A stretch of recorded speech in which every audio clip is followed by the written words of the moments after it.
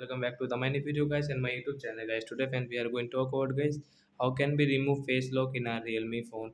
Hence you want to remove your face lock settings. So how can you remove? You don't want to use guys your face lock, you want to remove, so you can remove in your Realme phone. And friends, now let's see how can we remove face lock today. I will show you guys.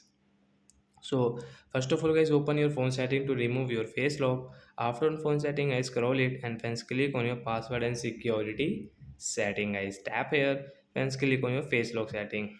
So we will draw password and guys you have pattern lock, so draw your pattern and enter your password. Then guys you can see this type of setting. So then you can see guys this face data guys, tap here the right side and click on this delete option means remove.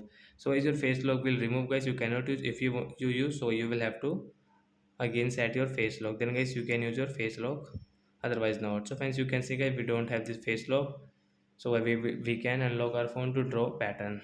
You can see guys we will draw pattern to unlock phone. So like that guys you can remove your face lock. Bye guys.